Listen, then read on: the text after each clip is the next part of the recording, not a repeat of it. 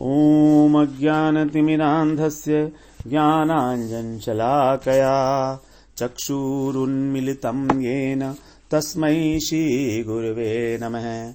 वाञ्छाकल्पतरुभ्यश्च कृपा सिन्धुभ्यैव च पतितानां पावनेभ्यो वैष्णवेभ्यो नमो नमः। नमो महावदान्याय कृष्णप्रेमप्रदायते कृष्णाय कृष्णचैतन्य नाम्ने गौरत्विषे नमः। हे कृष्ण करुणा सिन्धो दीनबन्धो जगत्पते गोपेश गोपिकाकान्त राधाकान्त नमोस्तुते। तप्त कांचन गौरांगी राधे वृंदावनेश्वरी वृषभानुसुते देवी प्रणमामि हरिप्रिये। वृंदायै तुलसी देव्यै प्रियायै केशवस्य च कृष्ण भक्ति प्रदे देवी सत्यवत्यै नमो नमः। श्री कृष्ण चैतन्य प्रभो नित्यानंदा श्री अद्वैत गदाधर शिवसदी गौर भक्त वृंद। हरे कृष्णा कृष्णा कृष्ण हरे हरे हरे राम राम राम हरे हरे। हरे कृष्णा। सर्वप्रथम मैं अपने गुरुपाद पद्म ओम विष्णुपाद अष्टोत्तर शत श्री श्रीमद् भक्ति वेदांत माधव गोस्वामी महाराज के चरण कमलों में अनंत कोटि दंडवत प्रणाम ज्ञापन करता हूं। हम लोग श्रीमद् भगवद गीता के चौथे अध्याय का और 28वां श्लोक श्रवण कर रहे थे, जिसमें भगवान ने 4 प्रकार के यज्ञों का वर्णन किया है। 24वें श्लोक से भगवान यज्ञ का वर्णन कर रहे थे, तो उसमें 6 श्लोक हम लोग श्रवण कराए थे। 7वां, 8वां, 9वां और 10वां ये 4 यज्ञ जो है 28वें श्लोक में बताया। सबसे पहले बताया था द्रव्य यज्ञ, फिर तप रूपी यज्ञ और योग यज्ञ। योग यज्ञ का मतलब है अष्टांग योग, तो हम इसी के बारे में चर्चा कर रहे थे। तो हम लोग अष्टांग योग की बात कर रहे थे। इसमें 8 अंग होते हैं अष्टांग योग में, जो पतंजलि योग दर्शन में लिखा हुआ है। उसमें से पहले 5 अंग जो हैं वो बहिरंग हैं, यम, नियम, आसन, प्राणायाम और प्रत्याहार। और 3 अंतरंग साधन हैं, धारणा, ध्यान और समाधि। तो यम के 5 पार्ट बताए थे, अहिंसा, सत्य, अस्तेय। अस्तेय का मतलब चोरी ना करना, ब्रह्मचर्य और अपरिग्रह। अपरिग्रह मतलब संग्रह ना करना। और नियम बताए थे 5 प्रकार के, शौच, संतोष, तप, स्वाध्याय और ईश्वर प्राणिधान। शौच 2 प्रकार का है, आंतरिक और बाह्य। पवित्रता, शौच माने पवित्रता, तो आंतरिक पवित्रता और बाह्य पवित्रता, मतलब शरीर की पवित्रता और मन की पवित्रता। तप हम लोग पहले वर्णन कर ही आए हैं, 3 प्रकार का है, शरीर का तप, वाणी का तप और मन का तप। ईश्वर प्राणिधान का मतलब है ईश्वर को प्राप्त करने की इच्छा, परमात्मा को प्राप्त करने की इच्छा, परमात्मा में अभिनिवेश होना। क्योंकि जब तक इच्छा नहीं होगी, इच्छा भी एक साधन के रूप में ली गई है। जैसे आपको ध्यान में होगा, जब हम लोग ज्ञान योग की चर्चा कर रहे थे, तो उसमें 4 अंगों में से चौथा अंग था मुमुक्षत्व, अर्थात मोक्ष को प्राप्त करने की इच्छा। यह भी एक साधन है, क्योंकि इस इच्छा के कारण ही साधन किया जा रहा है। अगर ये इच्छा समाप्त हो गई तो साधन किसे क्यों करेंगे। उसी प्रकार से यहां पर ईश्वर अभिनिवेश या ईश्वर चिंता या ईश्वर प्राणिधान, ये इसके नाम है अलग अलग। ईश्वर चिंता, ईश्वर अभिनिवेश और ईश्वर प्राणिधान। इसका अर्थ ही यही है कि भगवान ईश्वर में अभिनिवेश, अर्थात उनके प्राप्त करने की तीव्र इच्छा। और फिर आसन तो होते हैं 32 प्रकार के। उसके बाद फिर प्राणायाम और प्रत्याहार। प्रत्याहार का अर्थ बताया था इंद्रियों को उनके विषयों से हटाना। और इसी को भगवान ने एक प्रकार से अलग, इसको यज्ञ का नाम दिया था, इंद्रिय संयम रूपी यज्ञ। इंद्रियों को उनके विषयों से हटाना, उसको प्रत्याहार बोलते हैं। और इसको भगवान ने यहां पर कहा था इंद्रिय संयम रूपी यज्ञ। और तप को भी भगवान ने अलग से एक यज्ञ बताया है, जो कि नियम का ही एक पार्ट था, नियम का ही एक पार्ट है। फिर अब धारणा, धारणा का अर्थ होता है कि भगवान के, परमात्मा के किसी एक अंग विशेष पर अपनी धारणा को फिक्स करना, अपने मन को फिक्स करना। जैसे भगवान की नासिका, भगवान के चरण कमल, भगवान की नाभि, किसी एक स्थान विशेष पर उसको बांधना, उसको बोलते हैं धारणा। इस धारणा की स्टेज में अनेक प्रकार की विभूतियां, अनेक प्रकार की सिद्धियां उपलब्ध होने लगती हैं साधक को इसी स्टेज के ऊपर। जैसे उसके अंदर किसी दूसरे के अंदर प्रवेश करना, शरीर में अदृश्य हो जाना, ये 8 प्रकार की जो सिद्धियां हैं वो इसी स्टेज पर प्राप्त होती हैं।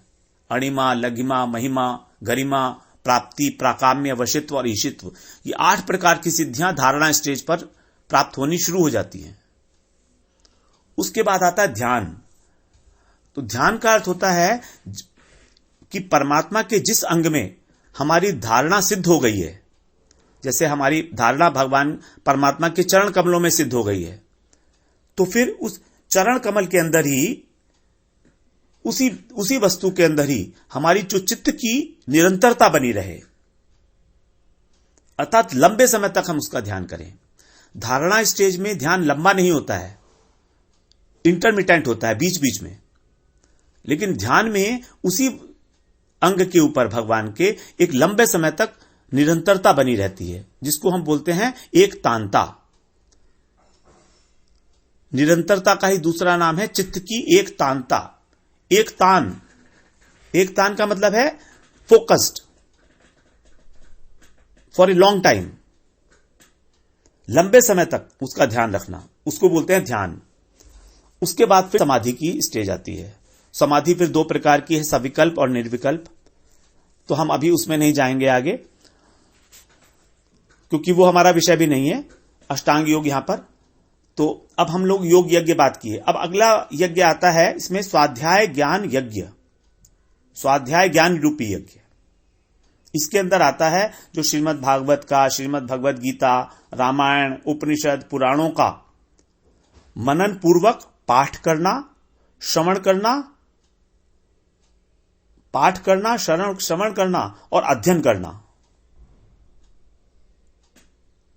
सबसे पहले होगा श्रवण, उसके बाद फिर उसका पाठ करना, उसका कीर्तन करना और फिर उसका अध्ययन करना।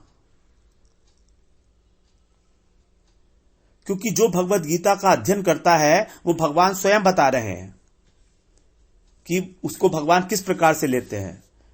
18वें अध्याय के 70वें श्लोक में अध्येक्ष्येते चैयैमं धर्म्यं संवादम आवयो ज्ञान यज्ञेन तेन हमिष्ट स्यामिति मे मति।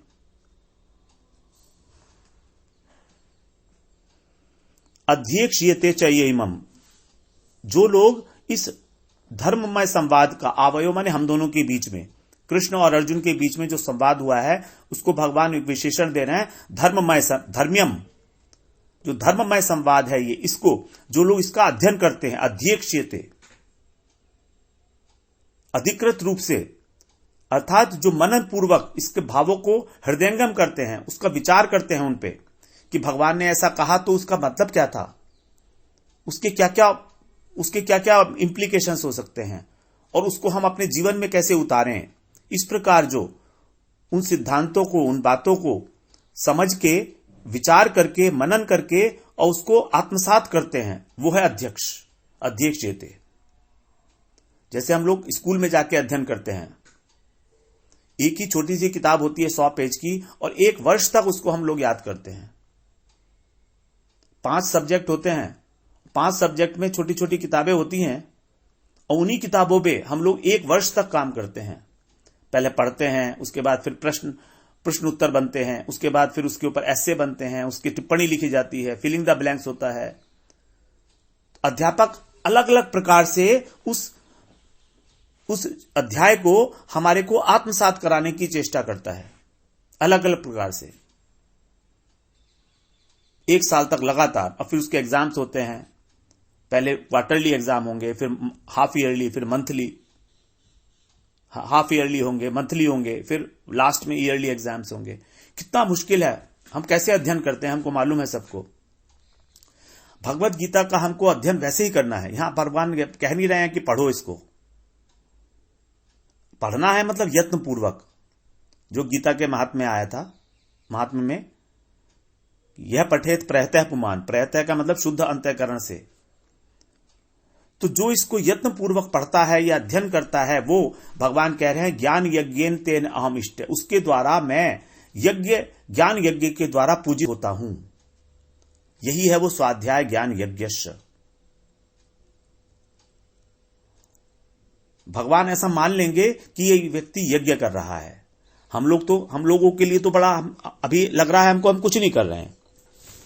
आधा घंटे हम लोगों ने भगवत गीता का श्रवण कर लिया, लेकिन भगवान की क्या मान्यता है? भगवान की मान्यता है कि ये मेरा यज्ञ कर रहा है, क्योंकि इसने ध्यान पूर्वक श्रवण किया है। इसीलिए हमारा हम लोगों का आग्रह होना चाहिए, इस बारे में हमारा निश्चय होना चाहिए कि हम जो भी सुने उसको ध्यान पूर्वक सुनेंगे, और जितना ध्यान पूर्वक सुनेंगे उतनी हमारे हृदय की शुद्धि होगी और उतना ही भगवान की हमारे ऊपर कृपा होगी। भगवान की कृपा प्राप्त करने के लिए हमको एकाग्रता तो लानी ही पड़ेगी। बिना एकाग्र हुए भगवान की कृपा मिलनी ही नहीं है हमको, क्योंकि जब हमारा विषय वस्तु के साथ एक अपनापन हो जाता है जो हम श्रवण कर रहे हैं, और वो अपनापन तभी होता है जब हम उसका निरंतर श्रवण करें। अगर हम बीच बीच में करेंगे, कभी सुना कभी नहीं सुना, तो उसमें कोई भी रुचि आने वाली नहीं है। वो तो एक बिगाड़ टालने वाली बात है। हाँ ठीक है, कुछ सुकृति बन जाएंगी, बनी तो बनी, नहीं बनी तो भी क्या फर्क पड़ता है, हम लोग तो खुश है, खाना पीना मिल रहा है हमको। इस तरह का जो एटीट्यूड है वो बड़ा हानिकारक है हमारे लिए परमार्थिक उन्नति में। संसार की चीजों में तो हम लोग बहुत सावधानी बरतते हैं, जरा सा भी इधर उधर ना हो। ड्राइविंग करते हुए कितनी सावधानी बरतते हैं हम लोग, जरा सी सावधाना हटी दुर्घटना घटी, जेल में जाना पड़ेगा या मर जाएंगे, मृत्यु हो जाएगी हमारी। लेकिन यहां पर हम लोग अपने को बड़ा रिलैक्सिंग मूड में रखते हैं कि अरे ठीक है। ये एटीट्यूड हमारे लिए कल्याणकारी कभी नहीं हो सकता। हम लोग अपने से छल करें, दुनिया से तो छल करते ही हैं, ये अपने से छल करना है, अपना बेवकूफ बनाना है, और इसमें किसी दूसरे का कोई लेना देना नहीं है दूर दूर तक। भगवान जानते हैं और हम जानते हैं, तो भगवान इसको ज्ञान यज्ञ के रूप में लें या ना लें, ये हमारी इच्छा के ऊपर है। तभी तो भगवान ने यहां पर अध्यक्षीयते बोल शब्द बोला। अब लोग हम आगे श्रवण करते हैं 29वें श्लोक में। अभी हम लोग 10 यज्ञ के बारे में जान चुके हैं, अभी 2 यज्ञ और रह गए हैं, 11 और 12। तो हम अब 29वां श्लोक श्रवण करते हैं। अपाने जुहवती प्राणम प्राणे अपानम तथा परे प्राणायाम गतिरुद्ध्वा प्राणायाम परायणः। अपाने जुहवती प्राणम प्राणे अपानम तथा परे प्राणापान गतिरुद्ध्वा प्राणायाम परायणः। यहां पर जो यज्ञ का वर्णन किया गया है उसको बोलते हैं प्राणायाम रूप यज्ञ। अब देखिए, अष्टांग योग में हम लोगों ने श्रवण किया कि जो नियम है, जो उसका दूसरा साधन था यम नियम के अंदर एक पार्ट था, उसको बोला था तप। तो तप को भगवान ने एक प्रकार का यज्ञ मान लिया अलग से, तप यज्ञ। उसी प्रकार से अष्टांग योग का एक साधन था प्राणायाम, चौथा साधन, यम नियम आसन प्राणायाम। उस प्राणायाम को भगवान ने प्राणायाम रूपी यज्ञ मान लिया। अब एक तीसरा था प्रत्याहार, 5वां साधन था प्रत्याहार। प्रत्याहार को भगवान ने इंद्रिय संयम रूपी यज्ञ कहा था। तो देखिए, अष्टांग योग में से ही भगवान ने 3 प्रकार के यज्ञ निकाल के यहां अलग से सेपरेट किए हैं, तप यज्ञ, प्राणायाम यज्ञ और इंद्रिय संयम यज्ञ। और अष्टांग योग तो एक योग यज्ञ है ही है अपने आप में। तो उस अष्टांग योग के कारण ही इन 12 में से 4 यज्ञ निकल गए हैं।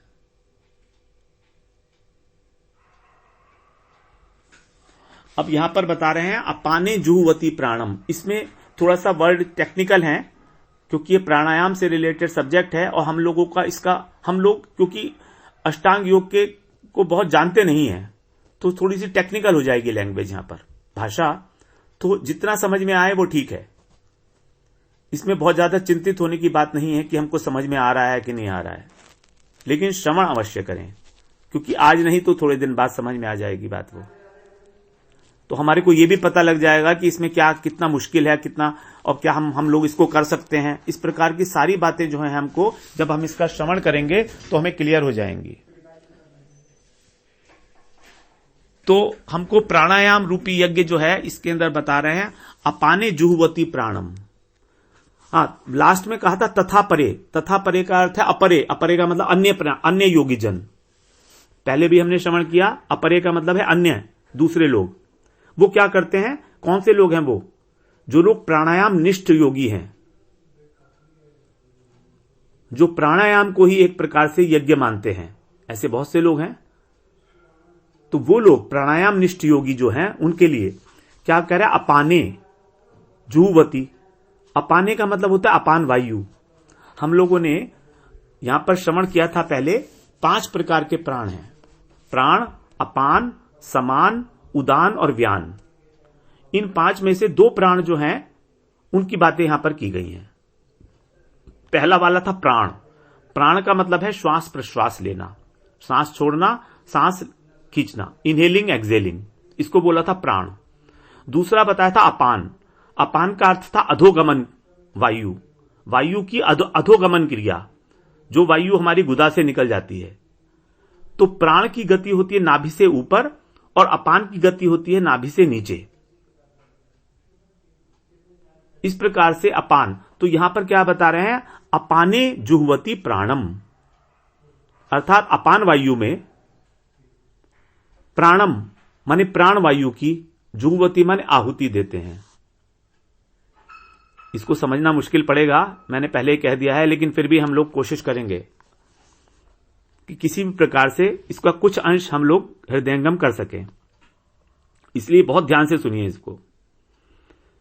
बहुत मुश्किल, मेरे को समझने में भी बहुत मुश्किल पड़ी थी इसमें, मैं इसीलिए आपको यह आग्रह कर रहा हूं, वरना कुछ भी समझ नहीं आएगा आगे इस श्लोक के बारे में। अपान वायु में प्राण वायु की आहुति देते हैं।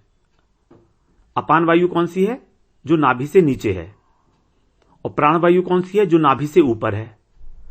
तो नाभि से नीचे वाली वायु में नाभि से ऊपर वाली वायु की आहुति देते हैं वो लोग, अपाने जुहवती प्राणम। और उसी प्रकार प्राणे अपानम तथा परे। तथा माने इसी प्रकार प्राणे अपानम, प्राण वायु में, प्राणे का मतलब प्राण में, प्राणे और अपाने इसमें सप्तमी विभक्ति है, अधिकरण। कारक कौन सा है, अधिकरण कारक, में पे पर। तो यहां पर बता रहे हैं प्राणे का मतलब प्राण में का मतलब प्राण वायु में, प्राण वायु में जो अपान वायु की आहुति देते हैं। तो अपान वायु में प्राणों की आहुति, प्राण वायु की आहुति, और प्राण वायु में अपान वायु की आहुति।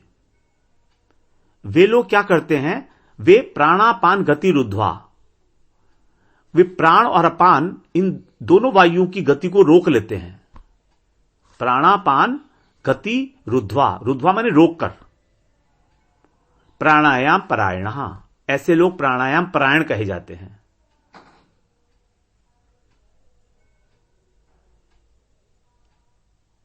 अपाने जुहवती प्राणम, प्राणे अपानम जुहवती। अभी हम पहले अनुवाद समझ रहे हैं, अनुवाद के बाद हम लोग धीरे धीरे इन शब्दों का अर्थ और अच्छी तरीके से समझने की चेष्टा करेंगे।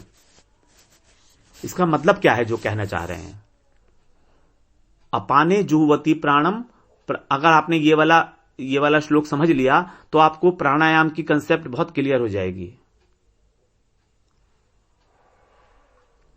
अपाने जुहवती प्राणम, प्राणे अपानम जुहवती, प्राणे अपानम तथा परे। अपान वायु में प्राण वायु की आहुति और प्राण वायु में अपान वायु की आहुति। और इस प्रकार से प्राण वायु और अपान वायु दोनों को रोककर रुद्ध्वा, उनकी गति को रोककर प्राणायाम परायण, ऐसे लोग प्राणायाम के परायण होते हैं। और यह भी एक प्रकार का यज्ञ हो गया। तो 5 प्रकार के प्राण हमने देख लिए, प्राण, अपान, समान, उदान और व्यान। इनका जो सेंटर है वो है हृदय। प्राण वायु का जो सेंटर है, जो पहली 2 है, पहली वाली है प्राण, तो प्राण का सेंटर है हृदय और अपान का सेंटर है गुदा। प्राण का सेंटर है हृदय, इस बात को याद रखना। प्राण का सेंटर है हृदय, स्थान रहने का। प्राण कहां रहता है? हृदय में रहता है।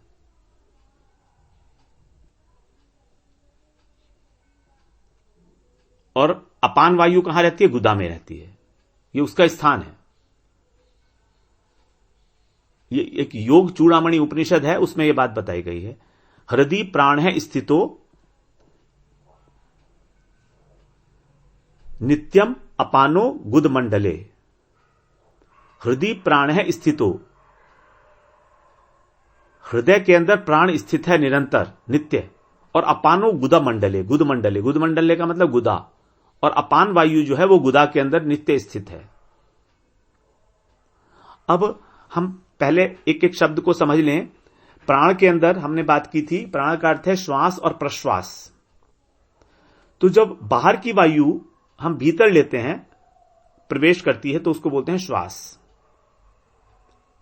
बाहर की वायु जब हम भीतर लेते हैं हृदय में, तो उसको बोलते हैं श्वास। और भीतर की वायु जब बाहर निकालते हैं तो उसको बोलते हैं प्रश्वास।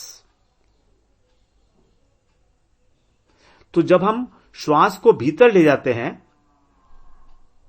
तो श्वास की गति कहां होती है? शरीर में नीचे की ओर होगी।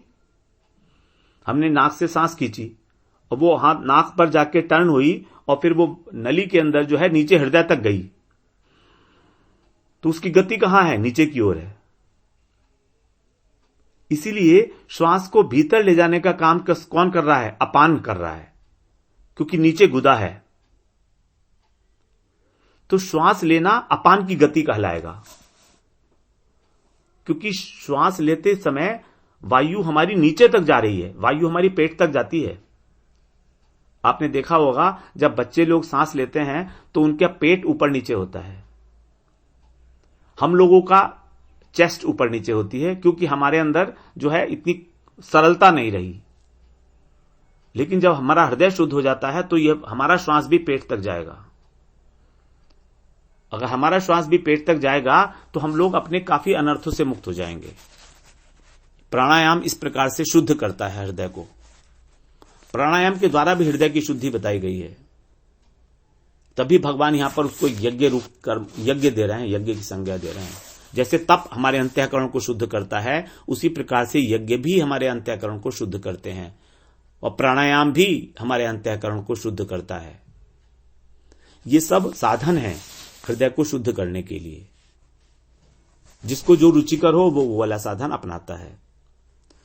तो बाहर की वायु जब हम लेते हैं, जिसको बोलते हैं हम श्वास, वो श्वास की गति नीचे की ओर होगी, और नीचे की गति होने के कारण इसको बोलेंगे अपान की गति। अपान का कार्य, क्योंकि हमारी जो अपान वायु है वो गुदा में स्थित है, और वो उस बाहर की जो वायु है उसे आकर्षित करके गुदा तक ले जा रही है। गुदा तक नहीं जाती है, पेट तक रुक जाती है वो। ये अपान का कार्य है। तो श्वास लेना अपान का कार्य है। और दूसरा, जब हम श्वास को बाहर निकालते हैं तो श्वास की गति ऊपर की ओर उठती है। इसीलिए श्वास को बाहर निकाला प्राण का कार्य है, क्योंकि प्राण हृदय में स्थित है। प्राण हृदय में स्थित है, तो हृदय की गति जो है, प्राण की गति जो है वो है बाहर निकालना श्वास को।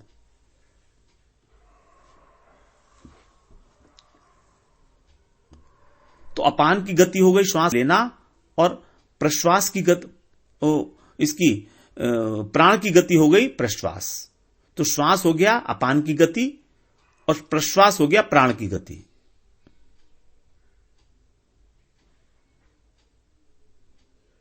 अब योगी लोग क्या करते हैं?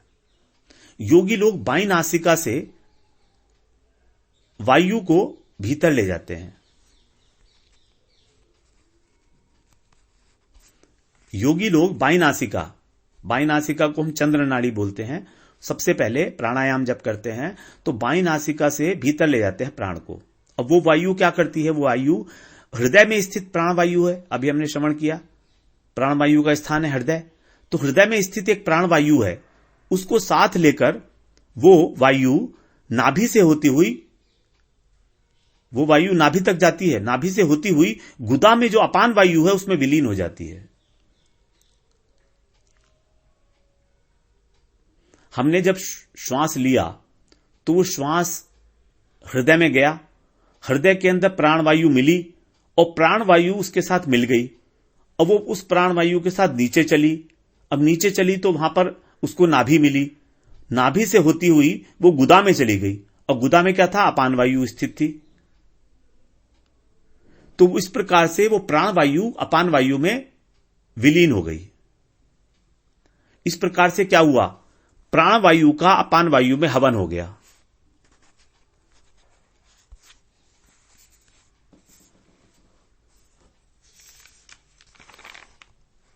प्राण वायु का अपान वायु में हवन हो गया, इसी को बोलते हैं हवन। प्राणे अपानम तथा परे, नहीं पहले वाला जो पहले वाला है, अपाने जुहवती प्राणम, अपान वायु में प्राण वायु का हवन होना, इसी को बोलते हैं पूरक। पूरक का अर्थ है बाहर के वायु को भीतर ले जाना। बाहर की वायु भीतर जब जाएगी तो ये अपान की क्रिया कहलाएगी। अब जब बाहर की वायु को हमने हृदय में लिया, अंदर गई, तो हमारे हृदय में प्राण वायु थी। अब प्राण वायु उसके साथ मिक्स हो गई, और प्राण वायु जो है उसके साथ मिक्स होकर नीचे चली, नाभि से होते हुए गुदा तक गई, और गुदा में अपान वायु थी, वो अपान वायु में जाके विलीन हो गई, अर्थात उसका हवन हो गया। अग्नि में जब हम कोई चीज आहुति डालते हैं तो हम बोलते हैं अग्नि में हवन हो गया, स्वाहा हो गया। इसी प्रकार से जो प्राण वायु थी उसका हवन हो गया, कहां पर, अपान में। उसको बोलता अपाने जुहवती प्राणम, अपान वायु में प्राण का हवन हो गया, जुहवती। इस बात को हम अच्छी तरह से बिठा लें दिमाग में। इसी को बोलते हैं पूरक प्राणायाम।